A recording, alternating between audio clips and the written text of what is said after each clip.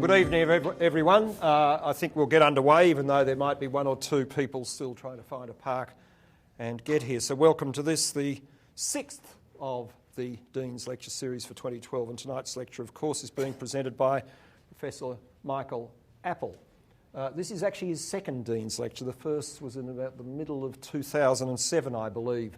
But he's not the first to give two. He's the second to give two, but that's another story. You can but I do acknowledge the Wurundjeri people who are the traditional owners of this land, and I pay respect to elders both past and present of the Kulin Nation. In a few moments I'm going to hand over to Julie McLeod, Professor Julie McLeod, who has extensive insight into Mike's work, and she's actually going to set a context for tonight's lecture. And at the conclusion of Mike's presentation, Julie will come back and move a vote of thanks, after which I invite all of you to join me and Mike and others in the foyer for some refreshments. But before handing over to Julie, I'd like to now formally introduce Professor Michael Appel, a man who probably does not need to be introduced. You all know that Michael is one of the world's most distinguished scholars and an international leader in education policy studies. He's held numerous prestigious professorial appointments at major universities. He's currently the John Bascom Professor in the Departments of Curriculum and Instruction and Education Policy Studies at the University of Wisconsin-Madison.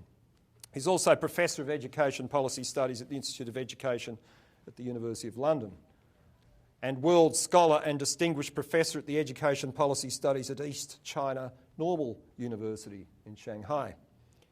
He's previously served as a World Scholar at the Institute of Education at London, and in April 2012 he was awarded an honorary D. Lit from the University of London. In June 2012 he was the Halsworth Visiting Distinguished Professor of Political Economy in the School of Education at the University of Manchester, one of my alma maters. He's been awarded the UCLA Medal for Distinguished Academic Achievement in 1998, equivalent to an honorary PhD. He's also been awarded a Lifetime Achievement Award from the American Education Research Association, the Curriculum Studies Division, in 1998. Michael Appel's research has led international scholarship on addressing problems of educational and social disadvantage and the challenges in developing socially just schooling. He's been at the forefront in building alliances with schools, with teachers, policymakers, and the academy to address these matters. He's published more than 300 journal articles and book chapters and 30 influential books, and many reissued and translated into European and Asian languages. He's a sought-after advisor and research partner with an outstanding record of engagement and collaborations with universities and education systems. He's recognised as one of the 50 leading figures in education in the last 100 years. So Michael, personally, I welcome you. And before handing over to you, I now ask Professor Julie McLeod, who will set the scene.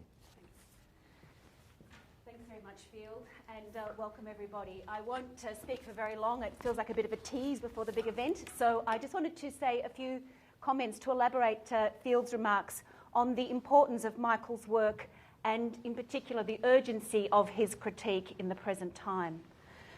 Michael's work has been fundamentally important in shaping research agendas for a generation and more of critical scholars in education. His books, from the groundbreaking Curriculum, Ideology and Curriculum in 1979 through to Educating the Right Way, Market Standards, God and Inequality, and his more recent work on democratic schooling, critical education, social justice and global crises, have all confronted head-on the multiple dimensions of relations between education, power and structural inequalities. In the preface to one of the many new editions of Ideology and Curriculum, Mike reflected that his work has attempted to better understand, quote, the relationship between education and economic structure and into the linkages between knowledge and power. Coming from and reinvigorating neo-Marxist traditions, Michael has systematically addressed how cultural and ideological processes shape the everyday practices of schooling and the kinds of knowledge, the curriculum that counts as mattering, that it counts as official or legitimate knowledge. For him, critical educational studies seek to expose how relations of power and inequality are manifest and are challenged in the formal and informal education of adults and children.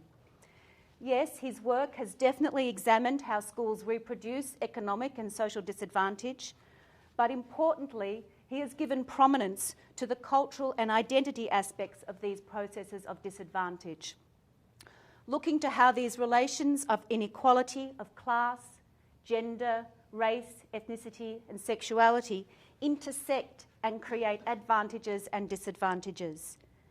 And he has insisted on looking for spaces to find opportunities for social transformation where power can be challenged and for how that can be achieved in schools and educational communities. I was reminded just recently of how Mike's work continues to influence a generation of new scholars. And a doctoral student of mine, and apologies, he's here, told me how excited he was when he learnt that Michael Appel was visiting here, confessing that he went through a bit of a rampant phase digesting Michael's work and came out the other side. So all the better for it. Mike is, without doubt, a world-class scholar. But I want to say something very briefly about his role as a teacher and as a colleague. Michael's visit here is in part supported by University of Melbourne Diocesan Fellowship, and he's here to continue some of the collaborations that have begun between colleagues led by him at the University of Wisconsin-Madison, colleagues in the School of Education and at the Institute of Education, the University of London. We've had a very rich and productive engagement exchange for the last 10 years, and Mike's been a leading figure in instigating that and sustaining that dialogue. So as part of that, we've had joint teaching programs, we've had research agenda projects, publications, and in all that, I have been utterly knocked out by what an inspiring and generous teacher Mike is, and what a serious yet very funny collaborator and colleague he is. He is someone who values serious intellectual work and enjoys a good argument. To me, they are hallmarks of a really good scholar. He does not expect agreement and consensus. He invites conflict and disagreement. And I think that's a too rare a quality these days. He does stand out among educational researchers as someone who genuinely bridges the work and worlds of a scholar and an activist. He is a politically committed researcher, and he is, to coin a new mantra, someone who was doing public engagement with high social impact well before that became an eviscerated agenda. His work has grappled with some of the obdurate problems of inequality that face too many educational communities today. He has alerted us to the directions and effects of current and emerging reform agendas, and he's also shown some of the opportunities for change. Tonight's lecture on why we should be worried about current educational agendas looks set to challenge us and to be vintage Michael Appel. Thank you, Mike.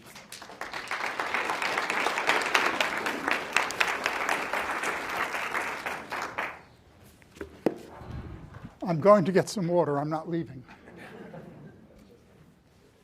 I'm sorry to disappoint you.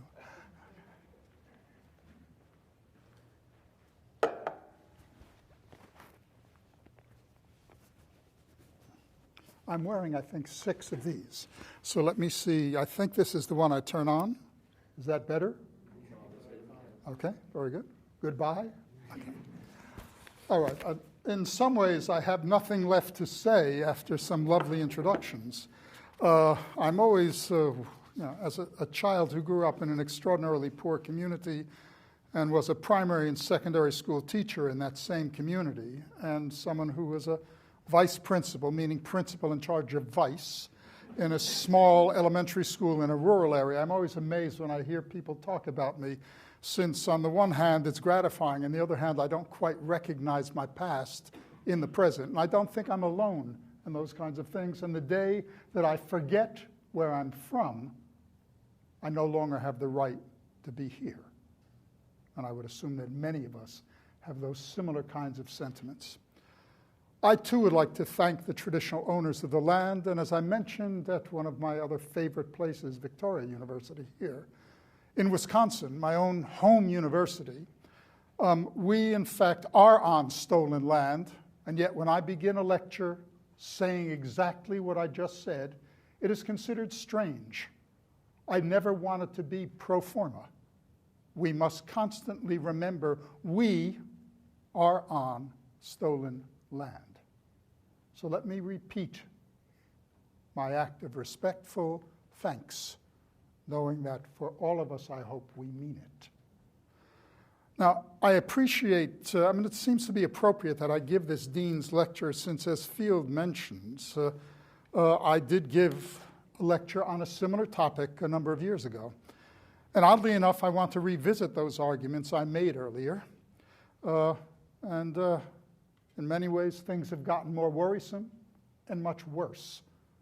Since what I mentioned in the first edition of Educating the Right Way, almost everything has come true, which should make me feel very good about my work.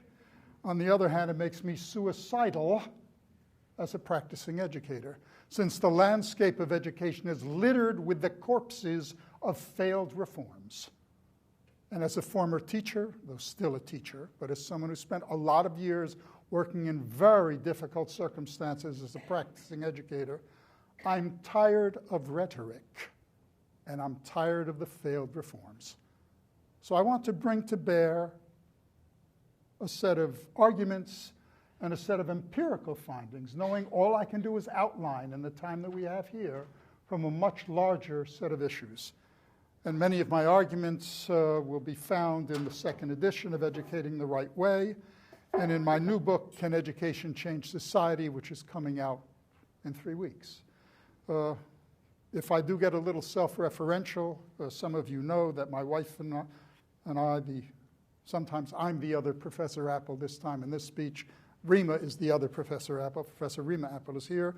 We have made a serious decision that we will accept no royalties on any of our work that goes to places such as the Violence Against Women Shelter and other social mobilizations. So if, again, I say something that refers to my own work, it's not a plea that you buy my book. Though I do hope you do, because it helps other people. Okay, so I understand that there is a tradition of the Dean's lecture that we will try and finish at 7 o'clock. I will try, but because of that, there is not going to be a lot of time for questions. I don't like that tradition usually. I will spend as much time as possible outside at the reception, and we'll look forward to questions, comments. As Julie mentioned, I enjoy arguing. I think that this is not about conversations about the weather. This is serious business. That means there's going to be disagreements. Education is a political and ethical act. And anyone in ministries of education or in schools throughout the world knows how political that can get when we struggle for enough resources to put policies that we believe in very strongly into practice. And when we watch children whom we can predict will drop out do so because there is such a strong relationship between impoverishment and the kinds of resources that we do not get to do the education that we know we must do. All right? So, I want to talk about current reforms, and I want to talk quite seriously about them. By the way, quite in the US sense is not the British sense. British sense is diminutive, it means not really. In the United States, it means damn right. Okay? So, all right. I will occasionally use humor. I hope that you laugh for one particular reason. My humor is quite bad, and I will keep trying to get you to smile, and that's if you do not at least chuckle, and I assure you that is not what you want me to do. But part of my lecture style, if you are a person with the last name of Appel, and for my first 2 years was a substitute teacher in inner city schools of the slums of Paterson, New Jersey, if you walk into a different classroom every day and say, "Good morning, children," to 5-year-olds, and you say, "My name is Mr. Appel," you better have a very bad sense of humor, because it will take 4 years for the kids to get off the light fixtures. So, okay. So let me now begin.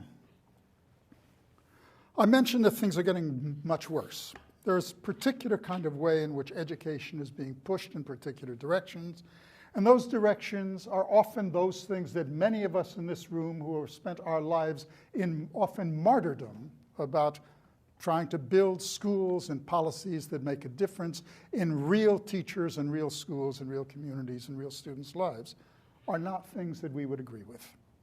Excuse me, my 6th grade teacher is speaking to me, with which we should agree. And I want us to think about this as in a particular way, that in many ways what we are seeing is a radical transformation of what counts as a good school, what counts as a good student, what counts as a good curriculum, what counts as a good society, what counts as a good identity.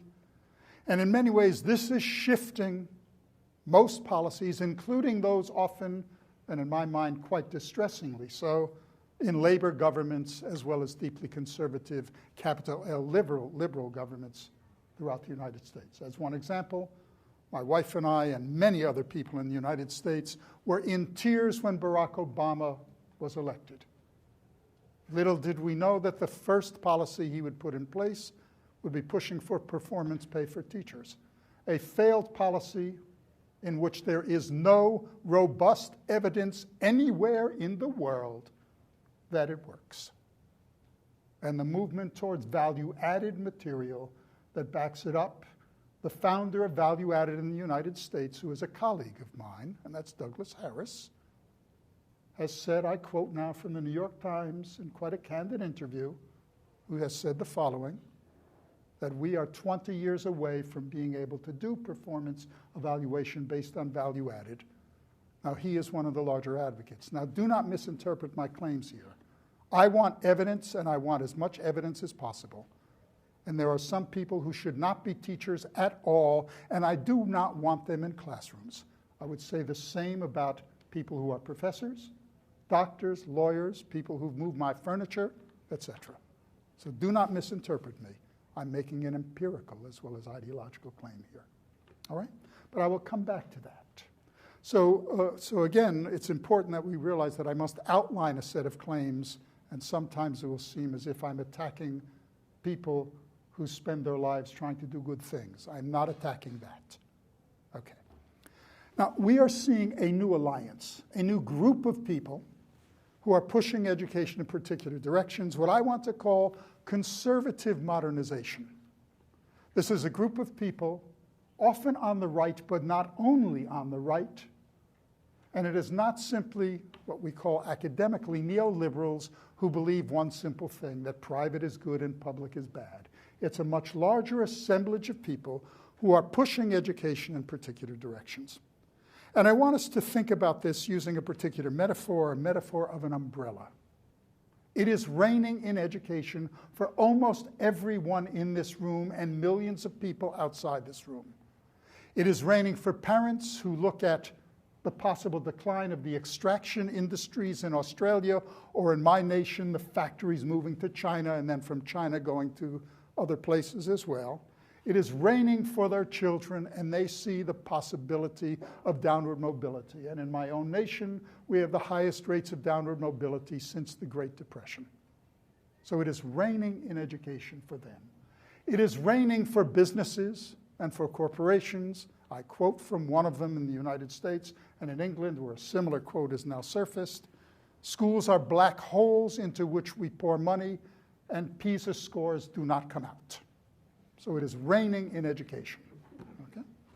It is raining in education for teachers who are being told, we are cutting your resources, we are raising class sizes, we are telling you we have the one model of teaching and evaluation, we are de-skilling the profession, which is exactly what is happening in many ways. So it is raining for teachers. It is raining for administrators who in my country do not have tenure at all and can be replaced quite easily when achievement test scores do not rise. It is raining in education. It is raining for minoritized people, many of whom say, I quote now, there is cultural genocide going on in schools. My child no longer knows who she is. All of it is raining, and the task of dominant groups is to do, you'll forgive, occasionally I must quote, so you can add up how many thunks I give. When I reach 50 names, I will stop no matter what. As Althusser reminded us, that's one. Okay. Again, okay, you've got 49 to go now. Okay, so listen carefully. It's how I survived graduate school. Boring lectures, that's the 37th thunk, the 37th name. So that's one. All right, That you almost smiled at. All right, so as Althusser reminds us, the task of dominant groups is to engage in interpellation. It is reigning to beckon people to come under a particular umbrella. Do not come under Michael's umbrella, come under other people's umbrellas. So the task of dominant groups is to creatively engage in what we might call a vast social and pedagogic project to say, I want you to get out of the rain, you wish to get out of the rain, come under this umbrella. Okay? So if we want to think about this as a multiplicity of umbrellas with a multiplicity of particular agendas under them, the right has engaged in a vast pedagogic project. In fact, as some of you will know, this quote from me before, the only true Gramscians left are on the right. They understand that the struggle over common sense is absolutely central to the transformation of schools and the larger society. So it's a process of beckoning, and that means we must take particular kinds of metaphors, particular kinds of ways of thinking about schools and teachers and curriculum, evaluation, and change our understanding of what's good and what's bad. That's the process. It is a form of social pedagogy. Now, this umbrella has 4 hands holding it. Let me specify each one just for a second. The first is what historically has been called neoliberalism. That's a catchword for something that says the following. What is private is good, and what is public is bad by its very nature.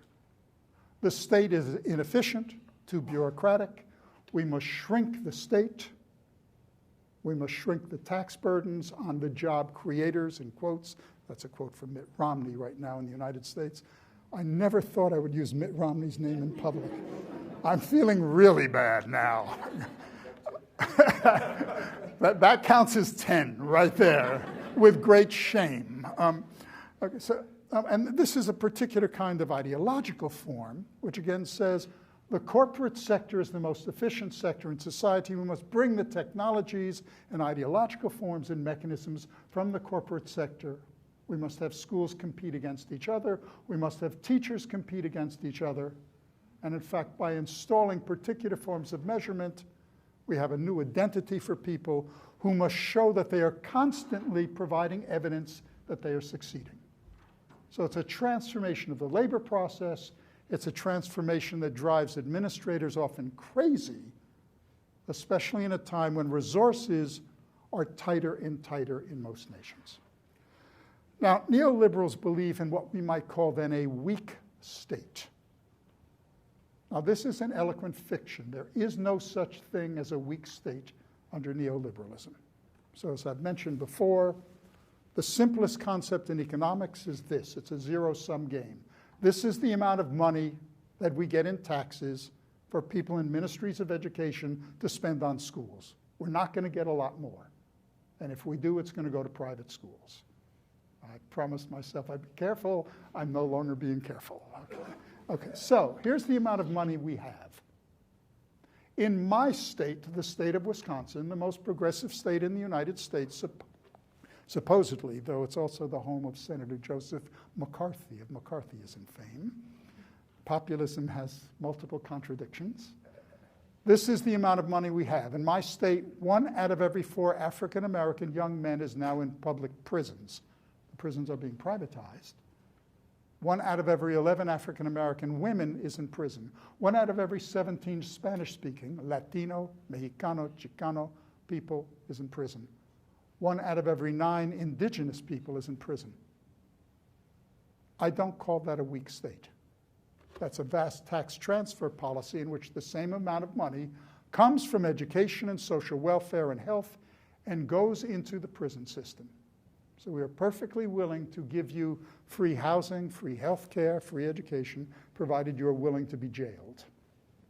Now, you'll forgive me for talking quite brusquely, but I want to be honest about the fiction that stands behind these kinds of things. I would urge you to look at the budgets in this nation as well and pay particular attention to Queensland, because you will see those statistics going up massively to match the progressive state of Wisconsin very, very soon. Okay? So this vision of a weak state is a fiction. It is quite a strong state, but it's a strong state in the injustice system. But let me go on. I'll come back and say more about the educational implications of this in a second. There's a second group that we might want to call, and in fact I do call, neoconservatives. These are groups not with an economic agenda, though they do agree with the economic agenda of neoliberals. This is a group that believes in a strong state over knowledge, values the curriculum, we must tightly control it, and the strong control of women's bodies and the strong control of indigenous people's bodies, that is the institutionalized other. And this group has a particular vision that what is wrong with schools is not so much that they're inefficient, but that we have lost the vision of what counts as real knowledge. So we must have a romantic return to a particular sense of what it means to be Australian, what it means to be, in quotes, American, a word I never use, since as I remember, Mexico, Guatemala, El Salvador, Chile, Argentina, Costa Rica is America too. Words like I am an American are imperial words. They are never neutral words, to say the least. But this attempt, in many ways, to restore a particular vision of the past is what Pierre Bourdieu would call an act of symbolic violence. In none of our nations is there a unitary past. And I'll come back to that in a second. But we must remember that this past is a construction, as all history is. Of course, there are historical facts we must cherish, and there are traditions we must have reborn to keep alive. But this fiction, the eloquent fiction, that somehow we can have a consensus over knowledge without the political discussions about whose tradition we are restoring, is in fact an act of violence. There is a third group, which oddly enough is my favorite group, because it is populist. It's what Stuart Hall, that's now 12, since Romney, I've admitted, is 10. And this is a group we want to call authoritarian populists. And they believe one simple thing, that the people must decide, but there's worthy people and there's unworthy people. Or to quote from them, God spoke in English. He spoke to King James. King James wrote it down, and he made no mistakes. Or as a bumper sticker in the faculty parking lot of my university says, so it's one of my colleagues, which makes me very nervous. God said it, I believe it, there can be no argument. I want to be very cautious about this because I work with religious activists throughout the world. So do not see me again as being opposed to the moral fundament of certain people's actions. As some of you know, I worked dramatically and for a quite long time in Brazil with liberation theologists. As they said, Jesus worked with the poor. He may have been the first communist. So am I. I will not challenge the motivations. I ask, what are your actions? But this is a group that is now in favor of and sponsoring the fastest growing school reform in my nation, and that is homeschooling. And if you have followed the Christian homeschooling websites in this nation, you have seen how rapidly this is growing as well. But 3 million children in the United States are now being homeschooled. 80% of those children are being homeschooled by women who have given up their paid work and are now teaching at home. And I quote from their work, our task is to create warriors for Christ. I will read, if there is time later on, a particular letter that has been sent to all state-supported, meaning public schools, not private schools, in the United States from this group. This is a group that, again, does not believe in evolution. It wants to rid physics of the Big Bang Theory. Okay? So it's an interesting phenomenon, to say the least.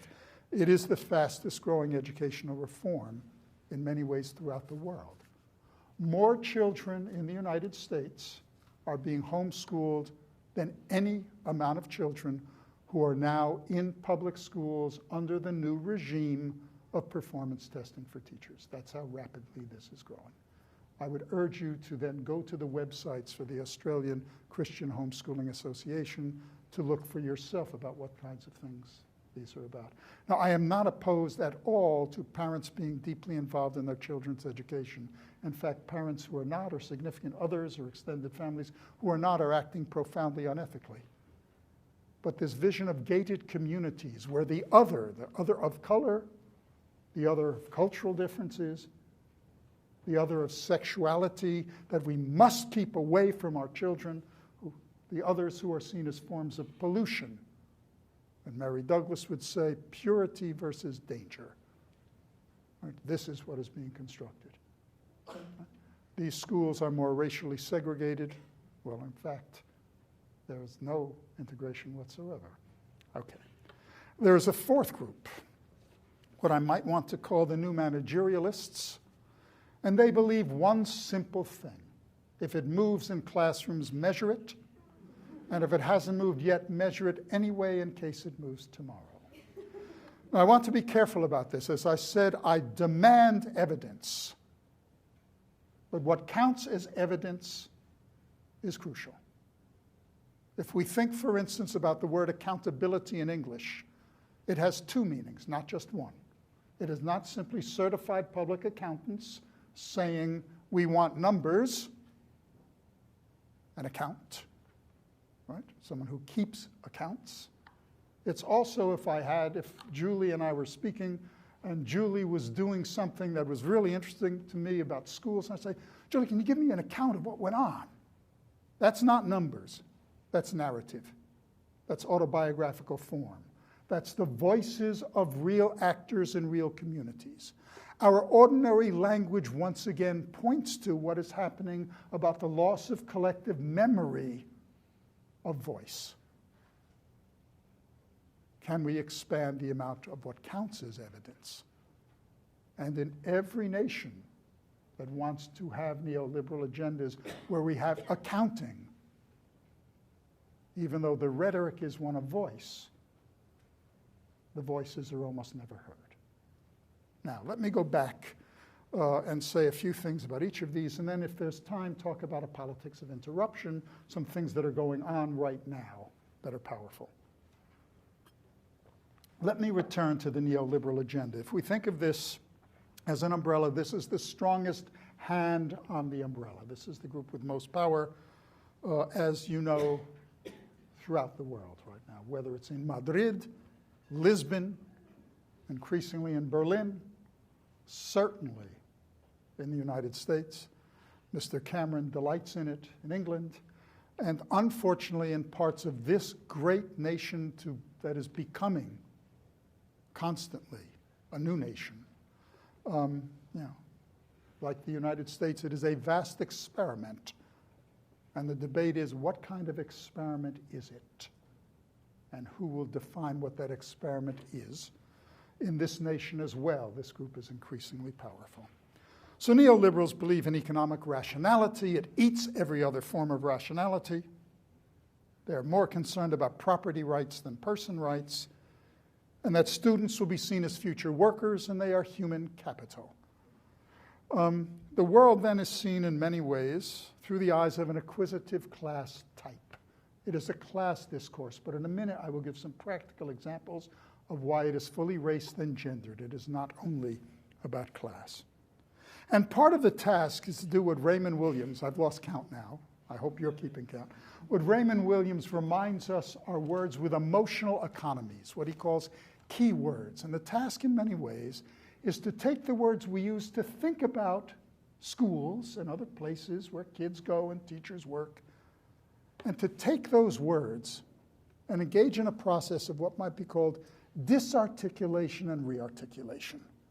To take words that when we hear them we say, yeah, I like that. To pull them out of their previous history and their previous meanings, to change their meanings, and pull the people out of their old political alliances and educational beliefs to come under the umbrella of a new alliance and a new set of beliefs. These are words that we love. Words like democracy, fairness, responsibility, citizenship. All of these words that when we hear them, a wash of warmth comes over us. So they are engaged in a very, very creative pedagogic act of stealing the language that most educators like and redefining it. Let me take just one example. If we were to have a conversation, since most of us are in education here, about what would count as a democratic school, it would be what we call in philosophy, you'll forgive me, I do have a master's in analytic philosophy, so occasionally I fall back on these tropes, be what we call thick democracy, not thin. It would be fully participatory. We'd ask, are teachers participating in it? We'd ask John, for instance, whose voices are heard, what do we know about this? And the we would be pretty broad. Right?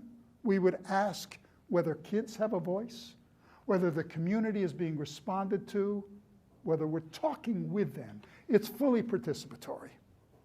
That is our normal, traditional voice about democracy in education. The task of dominant groups is actually to change the very meaning of democracy so it equals consumption practices. So words like democracy have no essential meaning whatsoever.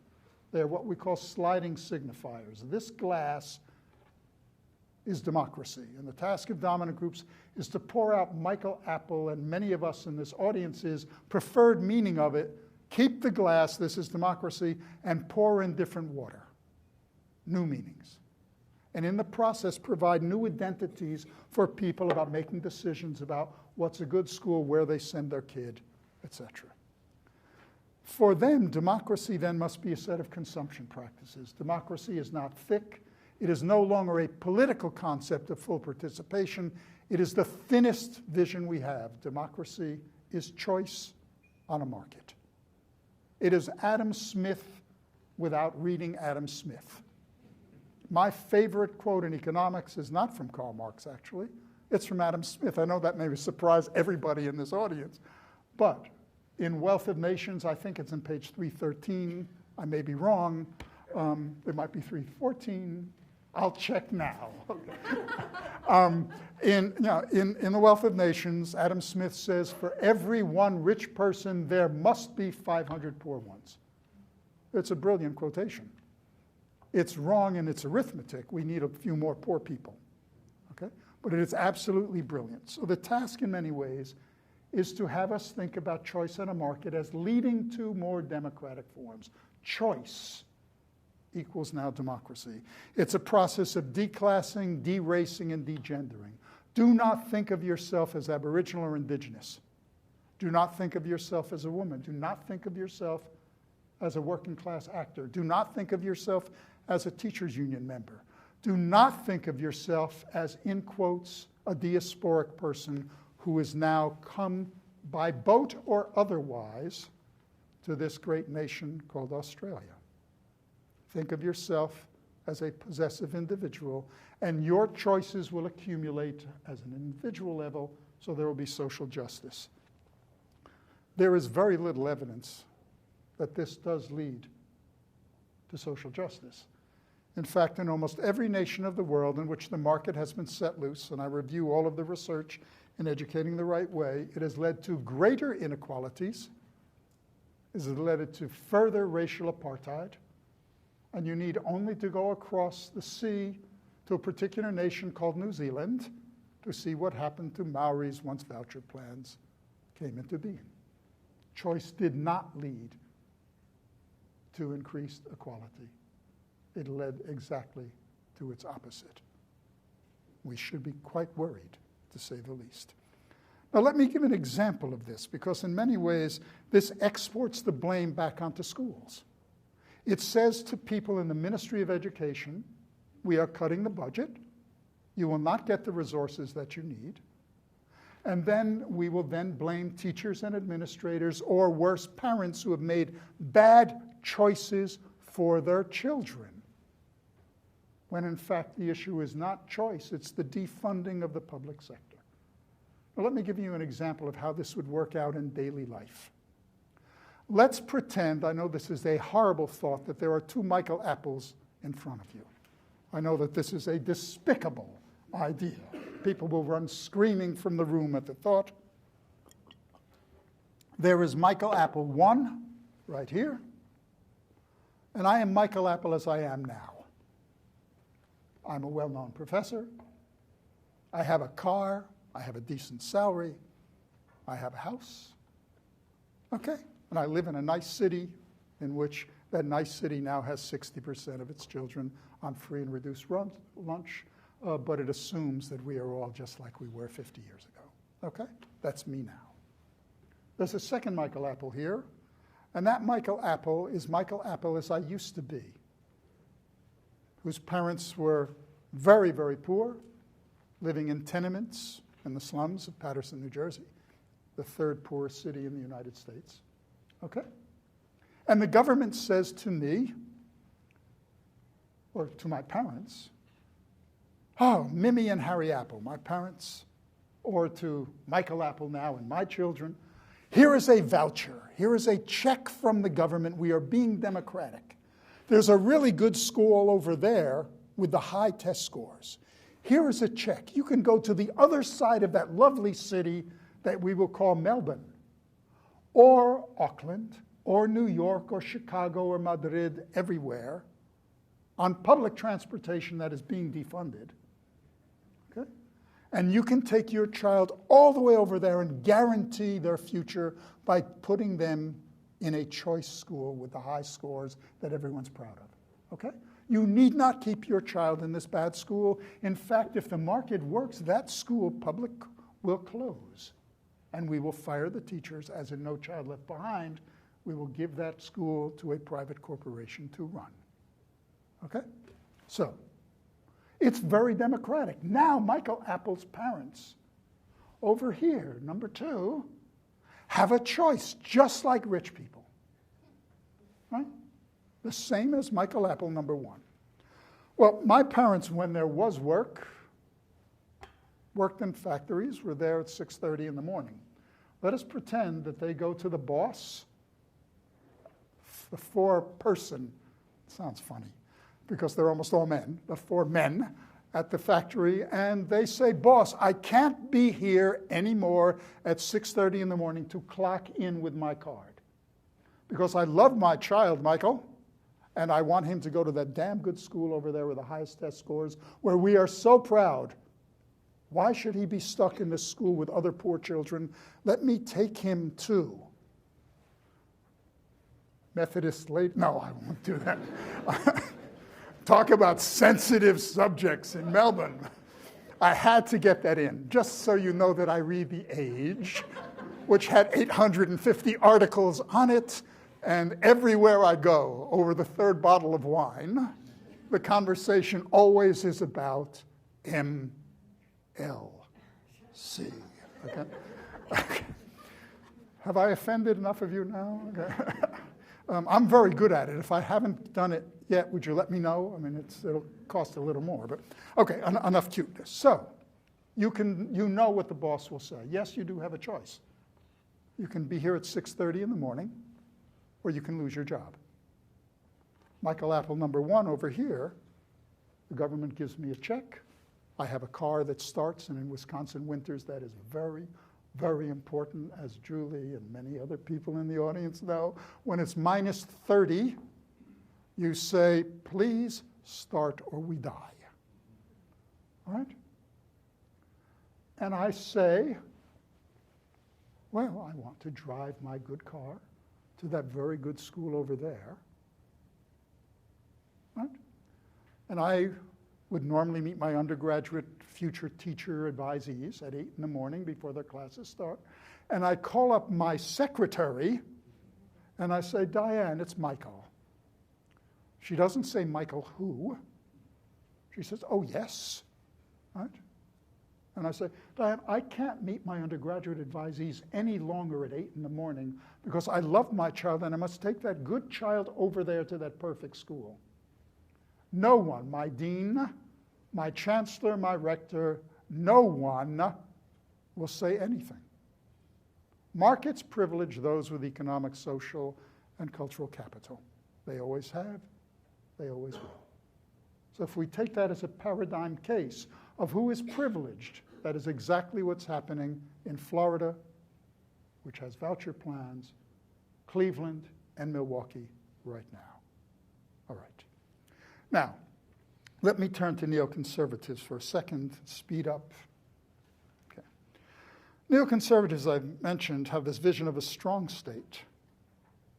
And it is a strong state over culture and knowledge. And its attempt is to restore, it's a cultural project, an ideological cultural project, to restore the lost tradition of official knowledge. I want to give a concrete example of this, to use again as a paradigm case, a lever to pry loose the politics in this. We have a new voluntary national curriculum in my own nation, in the United States, though I feel almost like an honorary citizen here.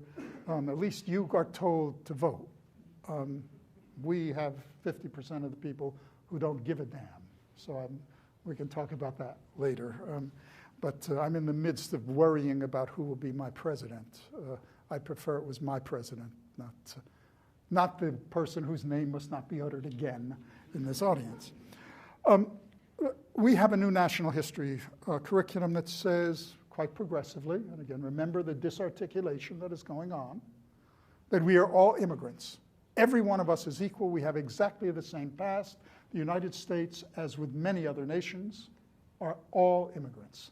From First Nation people, okay, Aboriginal and people in my nation, what are called American Indians or First Nation, people who came across the land bridge from Siberia and kept walking and walking and walking. Some of them stopped in Wisconsin.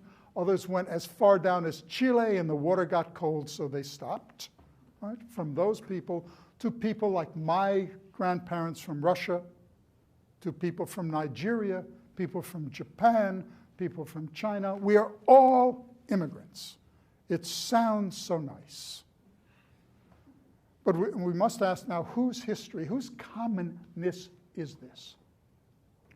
3 to 5 million Africans died in the ships before reaching the United States or Jamaica or Santos in Brazil. 3 to 5 million black people died. They threw themselves overboard. They starved. There are lovely, disgustingly honest diaries of sharks following slave ships across the Atlantic. 3 to 5 million people died. That does not sound like immigration to me. It was federal policy in the United States of the national government for nearly 100 years to give smallpox-infected blankets to Native American people. That does not sound like immigration to me. That sounds darn close to genocide. I'm purposely using almost grotesque examples, powerful examples, to remind us that any attempt to form what is common without the voices of those who are historically excluded from the common is not common at all. And again, I will quote from Pierre Bourdieu, it is indeed an act of symbolic violence. And this nation, like my own, like England, where the empire has indeed come home, we must ask, who's common? And any attempt in Victoria, in New South Wales, in Wisconsin, in England, to establish that common without the ongoing deliberative forms is destructive. As Raymond Williams again reminded us, what is common must be our commitment to a participatory process that is never ending. And unless what is common has mechanisms for constant transformation, it can never pretend to be common. The city in which I was born, Paterson, New Jersey, was 40% African American, 40% Latino, and 20% kids who look like me. It is now the second largest Arabic-speaking city in the United States. What is common? What is common is in motion. Culture is a verb. It is not only a noun. It is in motion. And any attempt by ministries of education or governments to establish the common without the ongoing constant deliberation, especially in vast progressive experiments like this nation and my own, cannot be the common unless it is fully democratized. And that means any curriculum plan must have mechanisms for constant transformation. If it doesn't, it risks being deconstructed and creating more anger than it deserves, even with the hard work of people trying to build curricula all over the world. Okay. Authoritarian populists, I want to just read one simple thing. This is a letter that has now gone to all schools in the United States from this group. And in many ways, it is now transforming the curriculum of many nations. So I'll just read it. It speaks for itself. To the school board president and administrators of X school, I am the parent of such and such a child who attends this school. I hereby request that my child be involved in no school activities and materials listed below. I won't read all of it. Values clarification, use of moral dilemmas, discussion of religion or moral standards, no role-playing or any open-ended discussions of any kind. No discussions of death, no discussions of abortion, euthanasia, suicide, violence, no curricula pertaining to alcohol or drugs, no instruction in nuclear war. Well, I did that all the time. Children, let's build a bomb.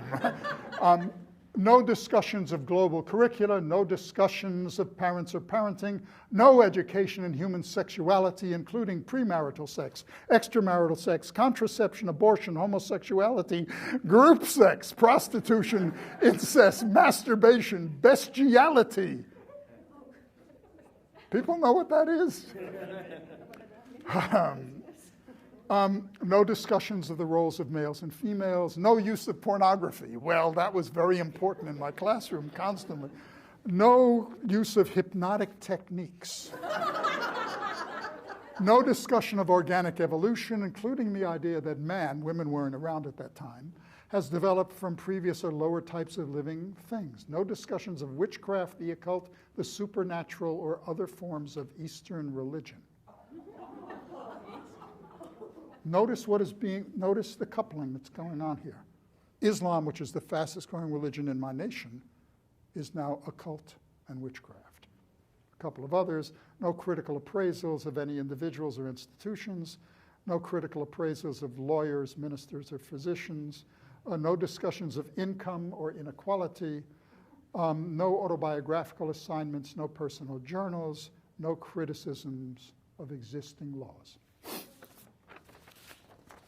3 million children are being homeschooled. All right?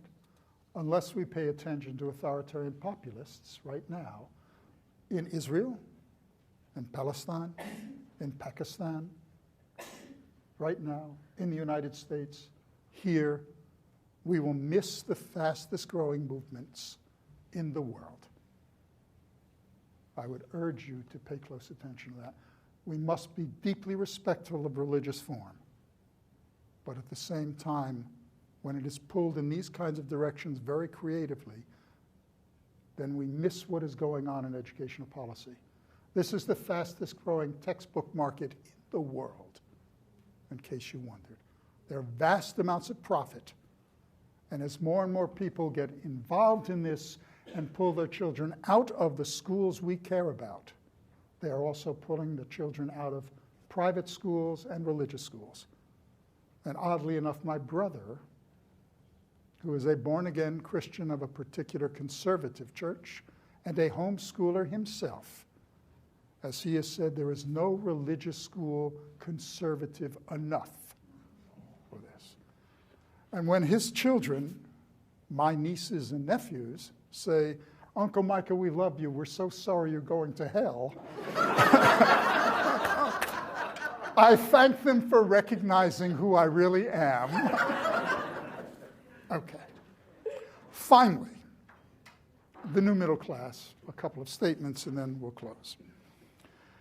This is what we might want to call, and for those of you who are wondering about the academic of this, I reject two-class models. So if you've read any of my more academic work, know that I think that we should not assume that there are two classes who are in charge. There is no guarantee that those class fractions within the state we can call capitalists, right? They're relatively autonomous actors, and the managerial and professional new middle class is extraordinarily powerful. They do believe in measurement and accountability of a particular kind, and that is a group in many ways that is steering educational policy. It is perfectly possible we will win the fight against PISA as the only metric and still lose in schools. This is a group that believes, again, that it must carve out a sphere of autonomy and respect in the state for its own positions, and those positions are based on its own forms of expertise. Those forms of expertise are absolutely crucial. I need to know empirical stuff. And I think many progressives have de-skilled themselves by saying we only do narrative research, we only do particular kinds of qualitative forms, and in the meantime, experts for hire make decisions about how we interpret material. I want within every ministry of education and every faculty people who have enough expertise to say, but that formula is wrong. You didn't do that correctly. And don't tell me you're still using Lisserl because it's a bit outdated now. Okay, I want that expertise, so do not misinterpret me. Okay?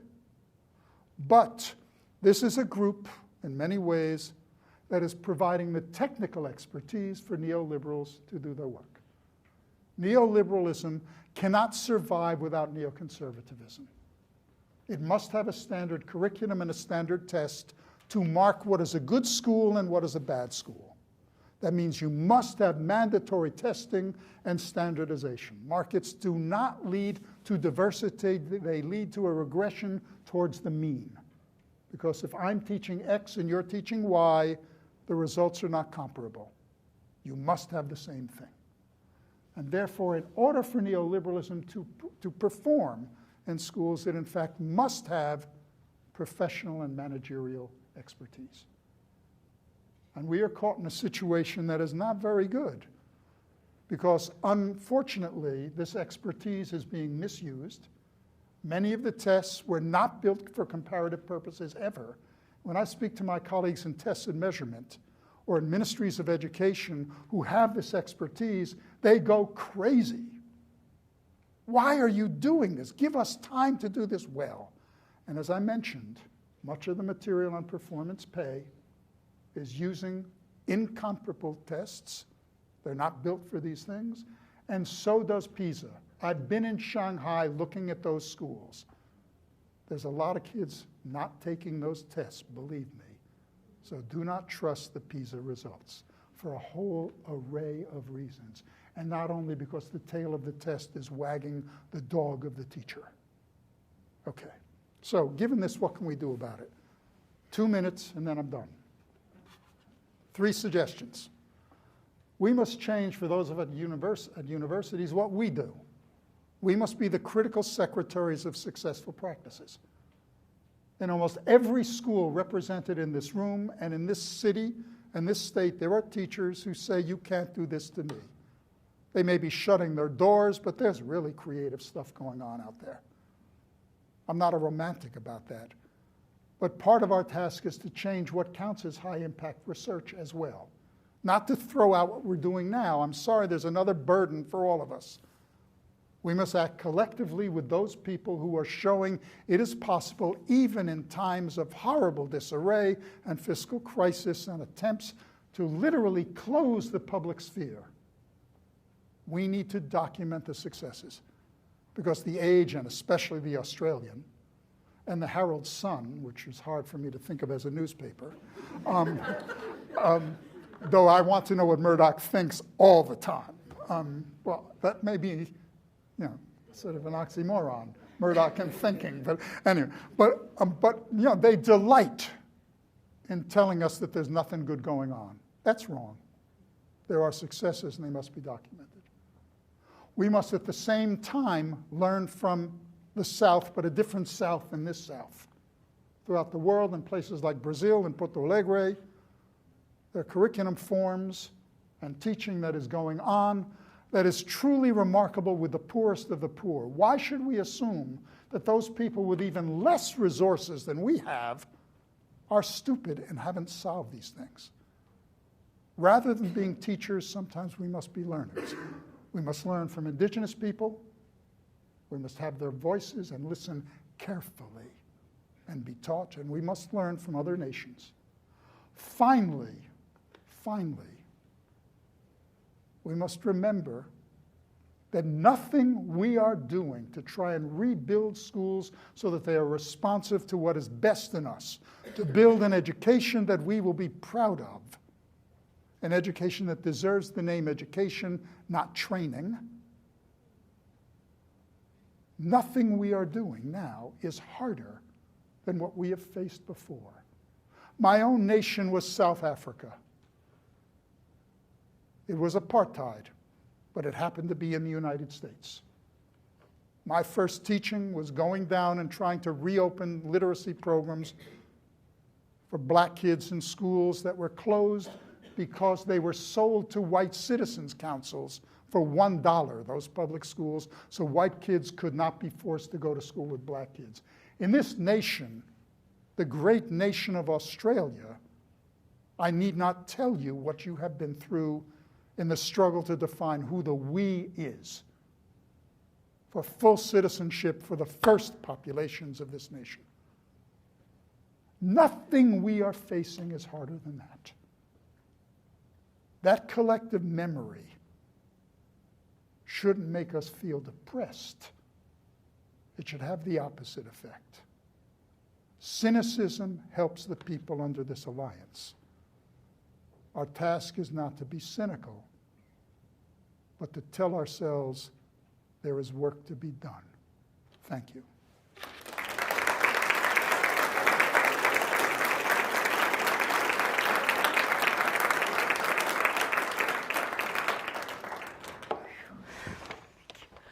Thank you very much, Mike. It was wonderful. Thank you. And here's a small gift to help you through the evening. It was a fabulously... It was a characteristically passionate and sobering, but ultimately enabling presentation. So thank you very much. And I think there's lots of take-home insights for us all. And I'm particularly struck with your discussion of the pernicious effects of this loss of collective memory and the challenges we face in holding on and working with those memories and making sure we don't forget what's gone before us. So thank you very much. And thank you, everybody, for coming.